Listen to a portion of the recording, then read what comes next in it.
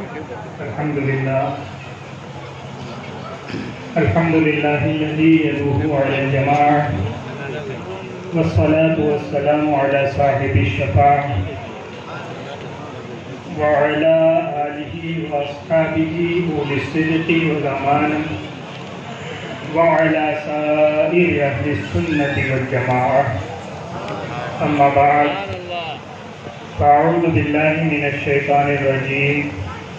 بسم الله الرحمن الرحيم. رجال لا تلهيهم تجارة ولا بيع عن ذكر الله. آمنت بالله صدق الله مولانا العظيم وبلغنا رسوله النبي الأمين المختار الكريم ونحن على ذلك لمن الشاهدين والشاكرين والحمد لله رب العالمين. شافع مذنبا کے کرم نے لاج رکھ لی میرے کھوٹے پن کی. نسبتوں کا کرم ہے یہ خالق، کھوٹا ہوتے ہوئے بھی کھڑا ہوں. گرامی قدر حضرات، آئیے سب سے پہلے ہمارا مل کر اپنے اور سارے کائنات کے مرکز عقیدت، صبح کائنات کے شمس الضحیٰ، شام کائنات کے بدر الدجا، یتیموں کے مولا، غریبوں کے ملجا، سند الاصفیاء، احمد مصطفیٰ محمد مصطفیٰ روح خدا صلی اللہ علیہ وسلم کی بارگاہ میں اپنی غلامی کا ثبوت دیتے ہوئے باوا سے بلند درود پاک کا جان نثار کریں اور پڑھیں اللہم صلی علی سیدنا محمد وعلی آل سیدنا ونبینا وحبیبنا مولانا محمد مبارک وسلم. صلو علیہ صلاۃ و سلام علیک یا رسول اللہ یا حبیب اللہ صلی اللہ تعالی علیہ وسلم. جس آیت کریمہ کو تلاوت کرنے کا شرف حاصل کیا، اللہ تبارک و تعالی اس کی روشنی میں مجھے حق کہنے، آپ تمامی حضرات کو حق سننے، ہم سبھی کو اس پر عمل کرنے کی توفیق عطا فرمائے. برادر محترم کی جو تقریر ہوئی، میں سمجھتا ہوں یہ تمہید کی حیثیت رکھتی ہے، اور جو بات میں نے کہنی تھی وہ پوری تمہید آلریڈی ہو چکی ہے، تو اس پر مزید روشنی ڈالنے کی ضرورت نہیں ہے. لطف کی بات یہ ہے کہ مجھے کچھ اشعار بھی یاد تھے جو بولنے تھے، لیکن جب صاحبزادہ صاحب منقبت سنا رہے تھے اس میں ایک شعر ایسا پڑھا کہ میں وہ سارے شعر بھول گیا، جس کا ایک ایک مکتوب مرشد نما، جس کا ایک ایک مکتوب مرشد نما، اس ہے وہ دانا اسرار سرہند میں. ایک ایک مکتوب مرشد نما. خواجہ غلام علی دہلوی رحمۃ اللہ علیہ 13ویں صدی کا مجدد. خواجہ غلام علی دہلوی رحمۃ اللہ علیہ 13ویں صدی کے مجدد. آپ روزانہ عصر کے بعد مکتوبات امام ربانی کا درس دیا کرتے تھے. سالوں گزرنے کے بعد کسی نے پوچھا کہ آپ یہ جو عصر بعد اس کتاب کا درس دیتے ہیں تو اس کا کیا فائدہ ہے اور آپ کیوں اس سے درس دیتے ہیں؟ خواجہ غلام علی دہلوی رحمۃ اللہ علیہ فرماتے ہیں کہ سنو، نقشبندی سلسلے میں مرشد جو ہوتا ہے وہ سارے فیوزات کی اصل ہوتا ہے کہ اللہ جل جلالہ کی معرفت اور اس کے حبیب صلی اللہ تعالی علیہ وسلم کی کا فیضان جو بھی ملتا ہے مرشد کے واسطے سے ملتا ہے. تو مرشد جو ہوتا ہے وہ اصل ہوتا ہے، لیکن جس کا مرشد نہ ہو یا جس کا مرشد انتقال کر چکا ہو، میں غلام علی دہلوی 13ویں صدی کا مجدد کہتا ہوں، مکتوبات امام ربانی مرشد کی حیثیت رکھتی ہے کہ جو نور اور جو فیضان پیر کے سامنے بیٹھ کر ملتا ہے وہی فیضان اس کو پڑھنے سے بھی ملتا ہے.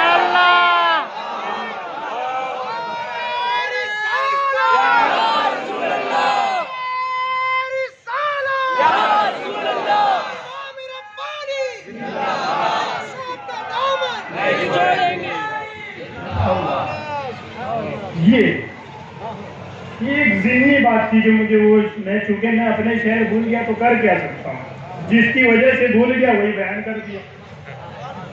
ٹھیک ہے، یہ ایک بات ہوگی. اصل جو بات ہے وہ کیا ہے؟ آج جو میں اور آپ جو حاضر ہوئے ہیں سلسلے نقشبندیہ کی دو عظیم ہستیوں کی بات کی مد اور ان کا عرس منانے کے لیے ہم حاضر ہیں۔ اچھا ایک بات اور کلیئر کر دوں کہ جو بھی باتیں ہوتی ہیں ہماری یہاں، ٹھیک ہے، تو اس حیثیت سے ہوتی ہے کہ ہم اور آپ پیر بھائی، ٹھیک ہے، دو بھائی مل کے جب بیٹھتے ہیں تو اپنے باپ کی خوب تعریف کرتے ہیں۔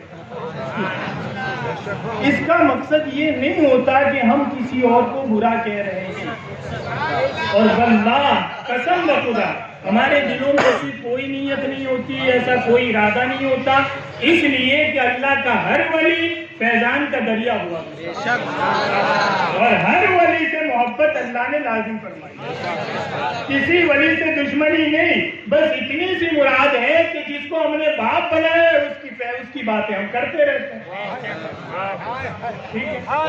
اس لیے کوئی یہ نہ سمجھے۔ اور آپ بھی، یہ ہماری محفل ہے، آپ جی کھول کے تعریف کریں، لیکن کسی کے مقابلے میں بات کرنی اس کی اجازت نہ ہمارے مرشد نے دی ہے نہ ہمارے مجدد نے، ٹھیک ہے، وہ صاحب ایسے ہیں اور ہمارے پیر صاحب ایسے ہیں، وہ صاحب ایسے ہیں اور ہمارے، اس کی اجازت ہے۔ کیوں؟ کہا تیری کامیابی اور تیری ترقی تیرے مرشد سے وابستہ ہونے میں، دوسرا کیا اس سے تجھے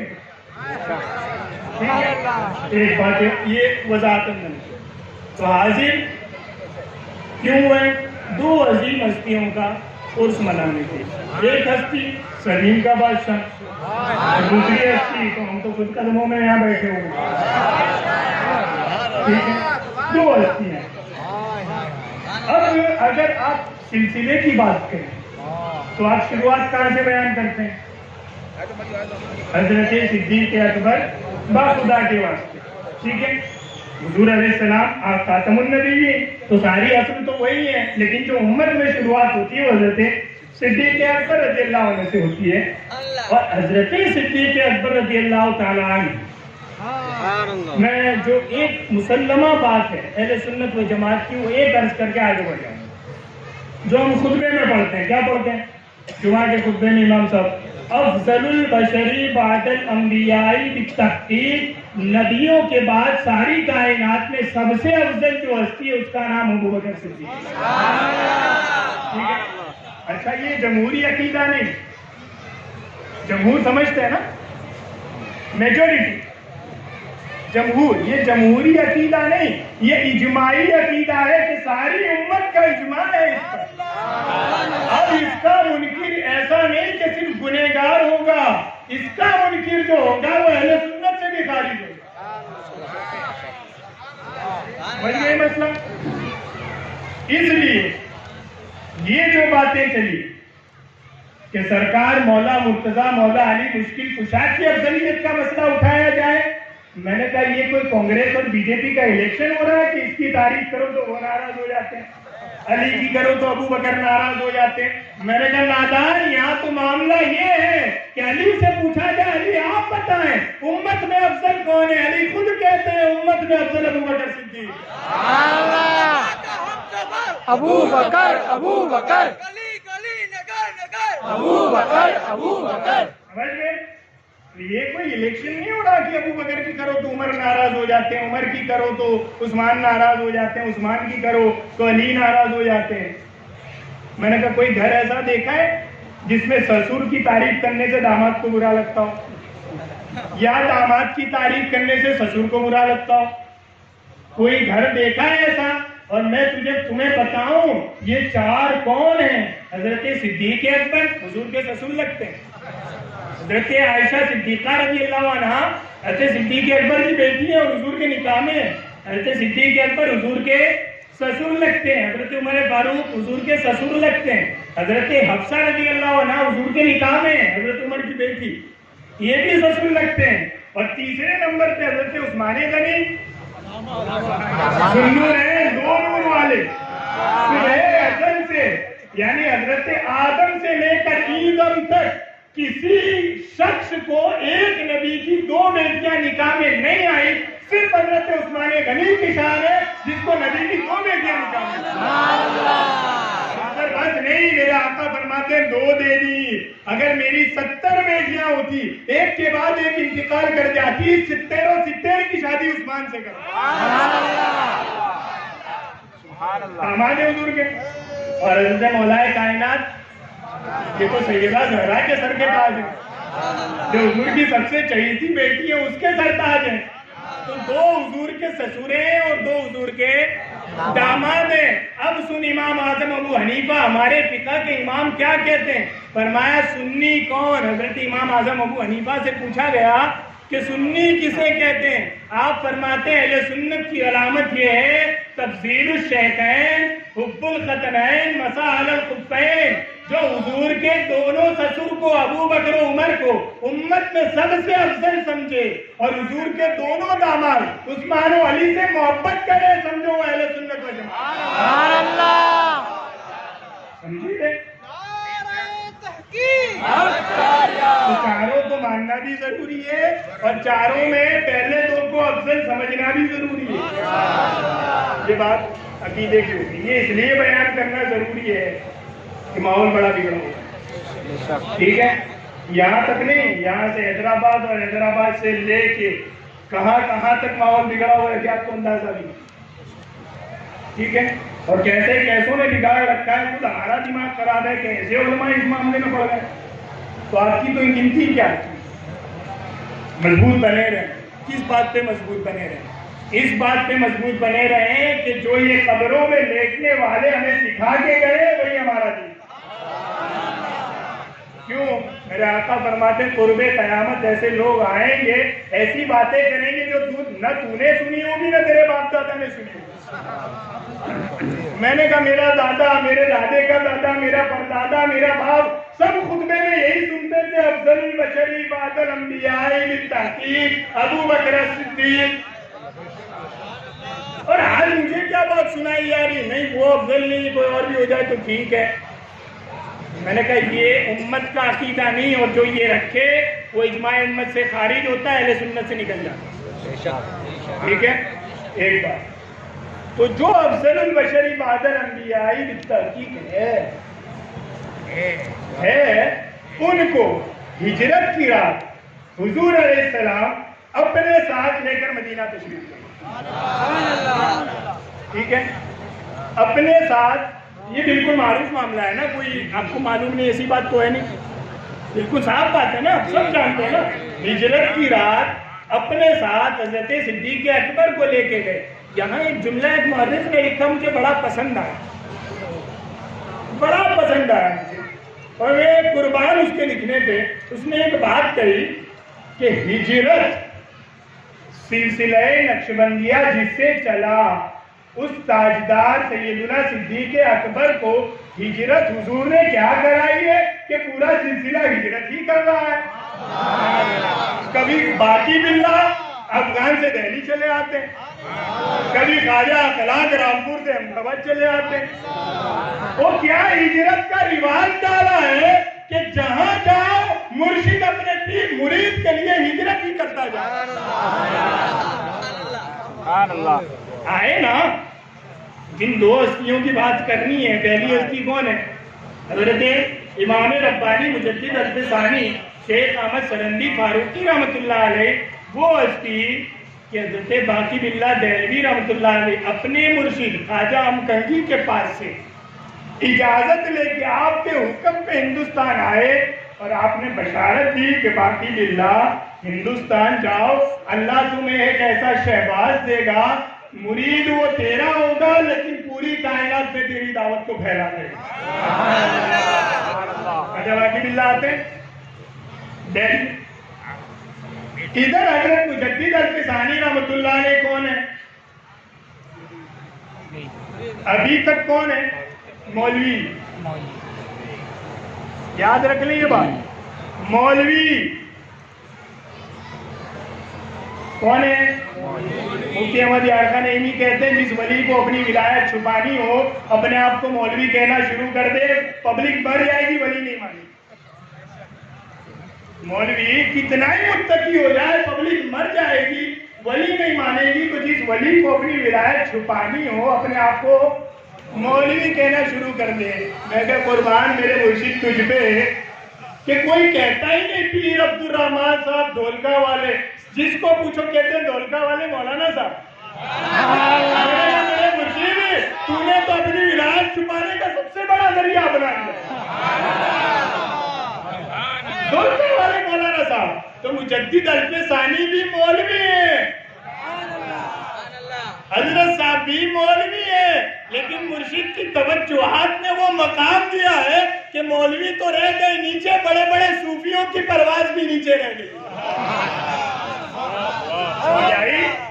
आए अब हजरत मुजद्दिद अल्फसानी कहाँ है? सरीन में। और ख्वाजा बाक़ीउल्लाह देहली रहमतुल्लाह अलैह दिल्ली में बहुत इल्म पढ़ लेने के बाद हजरत मुजद्दिद अल्फसानी को यूं हुआ कि इतना इल्म पढ़ रहा हूँ, जाता हूँ हरमैन तय्यबैन मक्का शरीफ हाजिर होऊंगा, मदीना शरीफ हुजूर के रोज़े की ज़ियारत करूंगा, वहां से फैज़ मिलेगा, तो फिर आके फिर फ्रेश होके फिर से पढ़ेंगे। इस इरादे से, किस इरादे से? हज के इरादे से सरीन से निकलते हैं, रास्ते में अपने दोस्त कश्मीरी साहब से मुलाकात होती है। वो कहते हैं शेख अहमद कहाँ कह रहा था? हज का। कहा एक काम करो, यहाँ एक फकीर है बाक़ीउल्लाह उसका नाम है, जरा उससे मिल के चले जाओ, जरा उससे मिल के चले जाओ, पसंद आए तो रुकना, क्योंकि जानते हैं ना मौलवी है, पसंद आए तो रुकना, नहीं तो फिर हज का इरादा तो है ही आपका, कोई मसला नहीं। आए हजरत बाक़ीउल्लाह देहलवी रहमतुल्लाह अलैह ने पहली नजर डाली, और वो मुर्शिद भी क्या मुर्शिद है कि जिसको अपने पीर ने कहा हो कि तुझे वहां एक मुरीद मिलेगा, पहली नजर डाली पहचान लिया ये वही शहबाज है। अर्ज करते हैं शेख अहमद एक हफ्ता 10 दिन अगर यहाँ रुक जाओ तो मेहरबानी। हज़रत मुजद्दिद अल्फसानी चूंकि अभी तबीयत में इल्म है ना, तो क्या फरमाते? कमालात अंदर मौजूद होते हैं, पीर की तवज्जो की जरूरत होती है, समझ गया? तो आप अर्ज करते 3 दिन रुकूंगा, बाक़ीउल्लाह देहलवी रहमतुल्लाह अलैह फरमाते हैं ठीक है 3 दिन रुकना। हज़रत मुजद्दिद अल्फसानी रहमतुल्लाह अलैह फरमाते 3 दिन की बात बहुत दूर रह गई, बाक़ीउल्लाह देहलवी ने 2 दिन में इतनी तवज्जुहात डाली है, इतनी तवज्जुहात डाली है कि मुझ पर नशे का आलम तारी हो गया, मैं नजर उठाता था अर्श-ए आज़म तक देख लेता, नजर उठाता था अर्श-ए आज़म तक देख लेता। अब 2 महीने वहां रुके, कितने? 2 महीने वहां रुके और हज का इरादा कैंसल, वहीं से रिटर्न सरीन। वो हज का इरादा था, क्या हुआ? फरमाया पहले मैं हज करने के लिए जा रहा था, अब बाक़ीउल्लाह ने अनवार से इतना भर दिया है कि अब अल्लाह का घर मेरी ज़ियारत के लिए सरीन का है।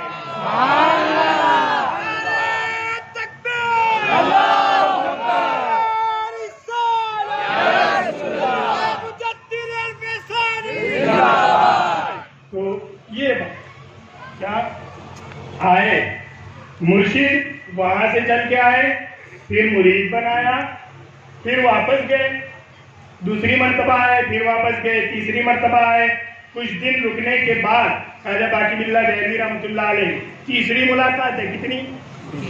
तीसरी मुलाकात है, और बाक़ीउल्लाह देहलवी फरमाते हैं अब शेख अहमद अपने मुरीदों को मैं तुम्हारे सुपुर्द करता हूँ, आज के बाद मैं रहूं तो भी मुरीद तुम बनाओगे।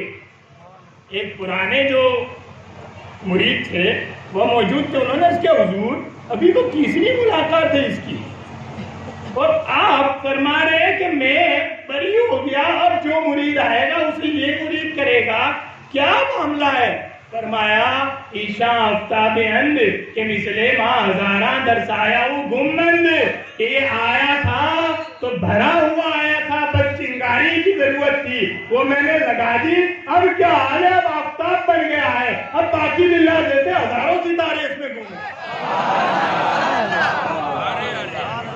ये एक कौन? एक शख्सियत जिसका उर्स, और दूसरे हजरत साहब रहमतुल्लाह है, ख्वाजा अखलाक सूफी अखलाक रहमतुल्लाह अलैह, अहमदाबाद के नहीं, रामपुर के हैं। اور آپ کے دور میں سلسلہ نقشبندیہ کا مرکز رامپور ہی رہا، یہ بھی بتا دیں۔ کسی دور میں حضرت مجدد اجل ثانی کے وقت میں مرکز سرین تھا، اس کے بعد وہ جو سکھوں نے معاملات کیے، ظلم کیے، تو وہاں سے منتقل ہو کے دہلی میں مرزا مدد جانے جانا اس سلسلے کے بادشاہ تھے، اور پھر رامپور میں یہ مرکز بنا۔ دہلی اجڑ جانے کے بعد مغلوں کے بعد غالب نے کہا تھا نا دہلی کے اجڑنے پہ کہ دہلی کیسی تباہ ہوئی ہے، اس کے بعد یہ رامپور آیا۔ اور لطف کی بات بتاؤں، حضرت مجدد اجل ثانی رحمۃ اللہ علیہ کے والد بزرگوار خواجہ عبدالاحد سریندی سلسلہ چشتیہ کے بادشاہ ہیں، سلسلہ چشتیہ کے بادشاہ ہیں، اور آپ چشتی نسبت رکھنے کے باوجود حضرت مجدد اجل ثانی کو آپ نے فیض دیا، مرید نہیں بنا، اور نقشبندی فضائل پڑھ پڑھ کے اپنے بیٹے کو بتاتے رہے کہ جب اس سلسلے کا کوئی مل جائے تو اس سے مرید ہو جانا۔ اور دادا حضرت صاحب کے والد صاحب مفتی غلام نبی رحمۃ اللہ علیہ چشتی سلسلے کا یہ بھی بادشاہ، اور چشتی سلسلے کا بادشاہ نقشبندیوں کے فضائل پڑھ پڑھ کے کتابوں میں نوٹ کرتے رہے۔ پھر حضرت صاحب کی عمر جب ہوئی تو خط لکھا رامپور کہ میں ہوں چشتی اور میرے بیٹے میں دیکھتا ہوں کہ صلاحیت ہے اس سلسلے کی نسبتیں حاصل کرنے کی، تو لہذا آپ تشریف لائیں اور اس کو مرید کریں۔ وہ ہجرت والا سلسلہ چل رہا ہے، باقی اللہ وہاں سے آ رہے ہیں مرید بنا رہے ہیں، خواجہ اخلاق وہاں سے آ رہے ہیں، صوفی عبد الرحمن کو مرید بنا رہے ہیں۔ اور پھر کیا معاملہ ہے، پھر کیا معاملہ ہے؟ مرید ہونے کے کچھ عرصے بعد دادا بھی رحمۃ اللہ علیہ کہتے ہیں کہ اب جسے میرا مرید بننا ہو عبد الرحمن کا مرید نے کہا ہم تو سریر کی تجلیاں بھی دیکھ رہے تھے، ادھر دھولکے سے بھی ایک چمک اٹھ رہی ہے، کیا فائدہ ہے؟ کمال ہے دونوں شخصیتیں۔ اصل مسئلہ کیا ہے کہ حضرت مجدد اجل ثانی رحمۃ اللہ علیہ نے جو مقابلہ کیا اکبر کا، اور اس کے بعد جو افراد تھے وہ قدردان تھے، کیا تھے؟ قدردان تھے، اور ہم نرے ناقدر ہیں کہ جس مجدد اجل ثانی کا پرتو ہمیں ملا ہے، واللہ آج بھی ان کی قبر پہ آ کے بیٹھو، سرحد کی تجلی خود بخود نظر آئے گی۔ کیا بات کر رہے ہیں؟ اللہ اکبر،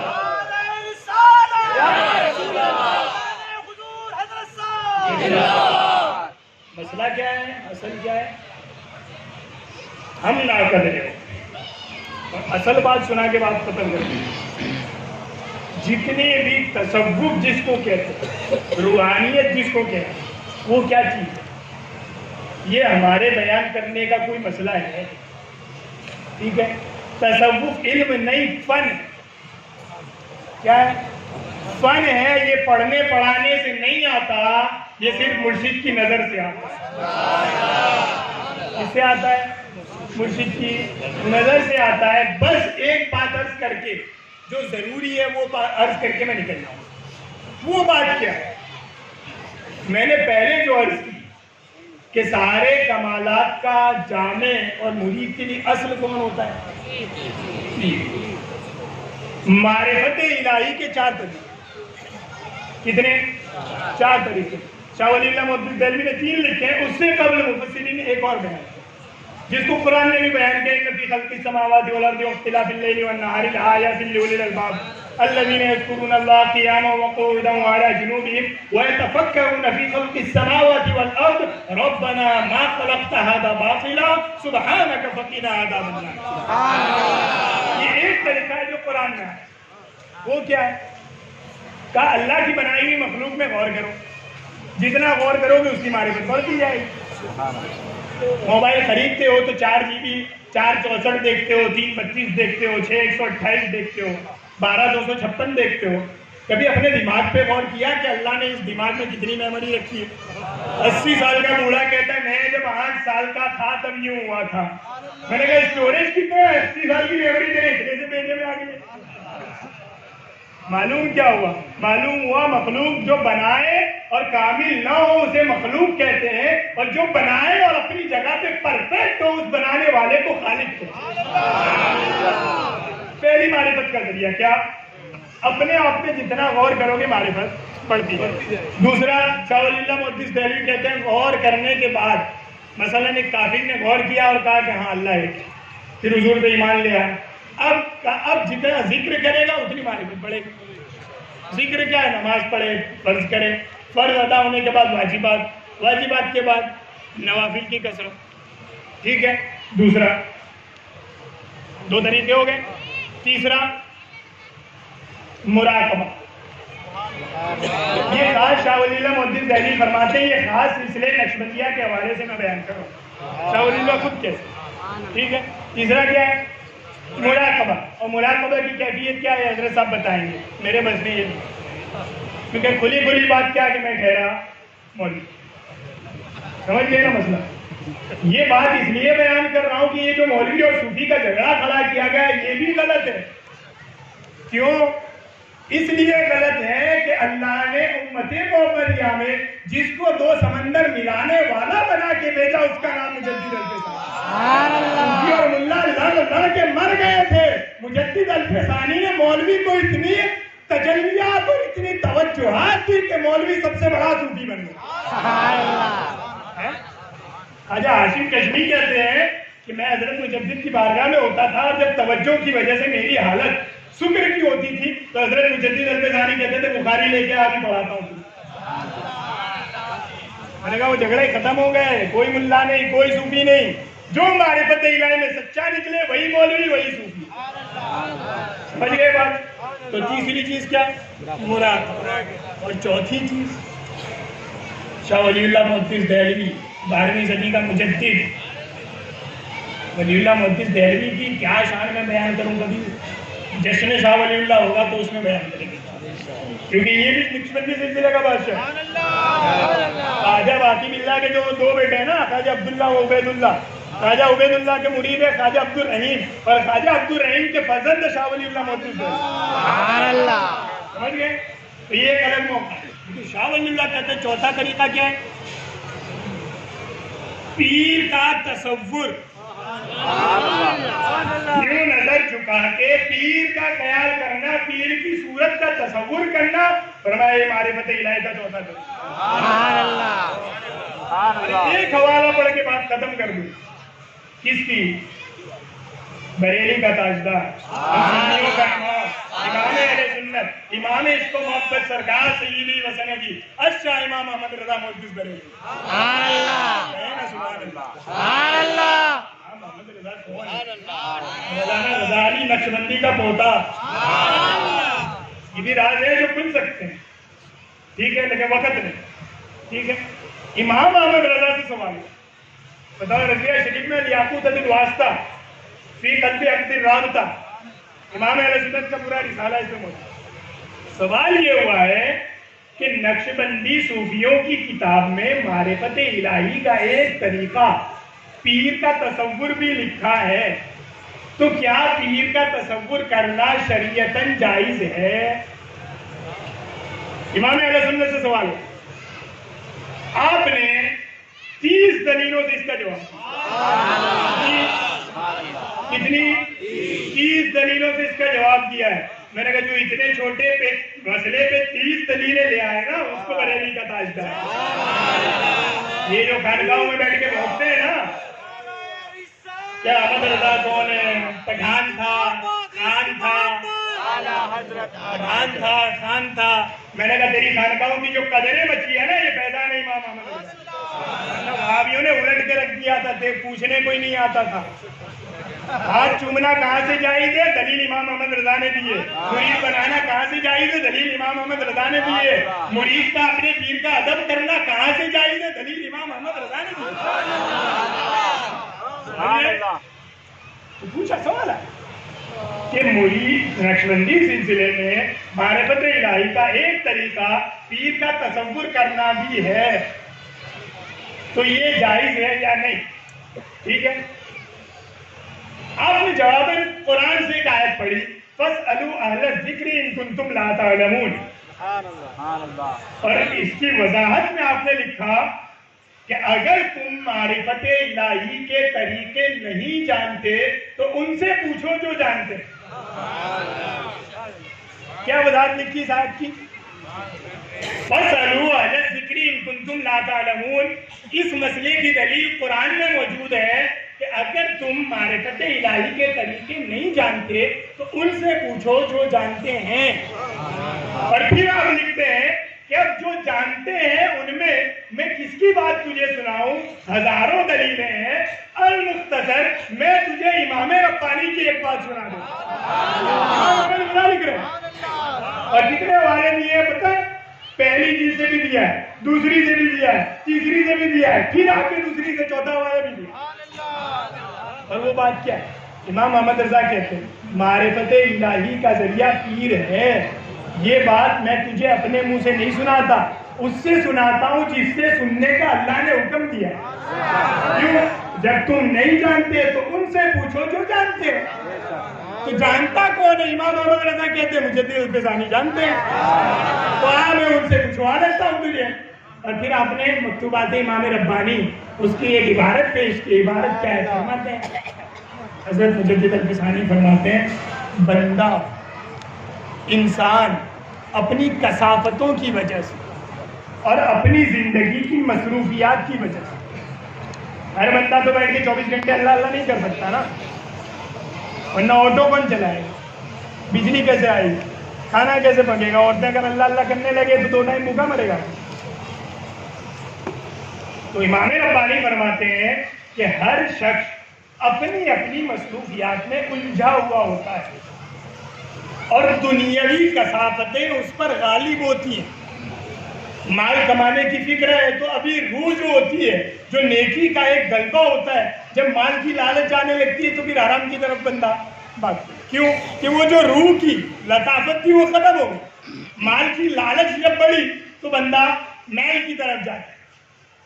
تو امام ربانی فرماتے ہیں کہ بندہ اپنی مصروفیات کی وجہ سے کثافتوں میں رہتا ہے, میل میں رہتا ہے اور طرح طرح کی رکاوٹوں میں پڑا رہتا ہے. لہذا اپنی زندگی میں معرفت الہی کے لیے سب سے بڑا وسیلہ جو ہو سکتا ہے وہ تیرا پیر ہے. اور پھر کیا فرماتے ہیں پتہ ہے؟ امام محمد رضا نے اس میں مستقل دلیل لکھی اور امام ربانی کی دلیل الگ سے لکھی ہے. فرماتے ہیں کہ مرشد کی محبت تو کائنات میں غور و فکر نہ کر چلے گا. معرفت کا پہلا طریقہ تو کائنات میں غور و فکر نہ کرے چلے گا, کیونکہ تیرے پاس پیسے کمانے کا ٹائم نہیں. تو کہاں سوچنے جائے کیا آسمان کیسے بغیر ستون کے کھڑا ہے, زمین کیسے ہمارا بوجھ اٹھا رہی ہے, ٹائم کہاں تیرے پاس چلے گا. تو فرائض ادا کر لے, واجبات اور حقوق ادا کر لے, ایکسٹرا کوئی نفل کام نہ کرے چلے گا. تو بیٹھ کے دن بھر مراقبے نہ کرے چلے گا. امام ربانی فرماتے ہیں معرفت الہی کی سب سے بڑی دلیل اور سب سے بڑا ذریعہ پیر کی محبت ہے. تو اپنے پیر سے جتنی محبت کرے گا معرفت خود بخود تیرے اندر. یہ محبت وہ تو چہرے پیر جیسے, لباس پیر جیسے. باقی اللہ دہلوی نے کیا فرمایا تھا؟ وہ مرید نے پوچھا نا کہ ابھی تو اس کی تیسری ملاقات ہے اور آپ کہہ رہے ہیں آج کے بعد میرا مرید تو بنائے گا, تو کیا فرمایا تھا؟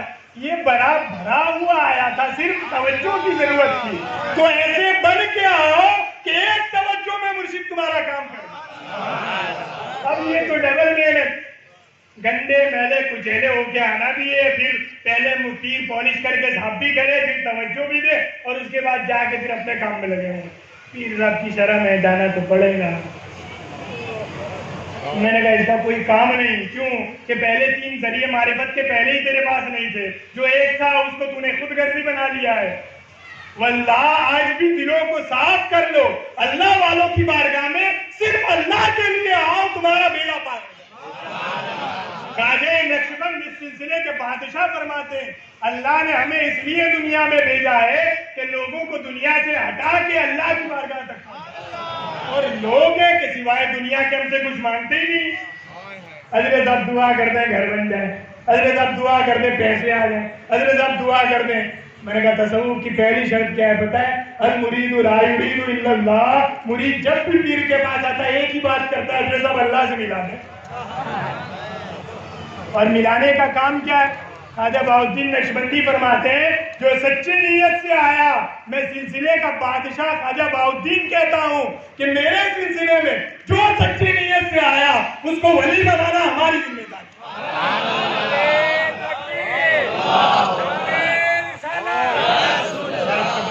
سمجھئے؟ انما الاعمال بالنیات۔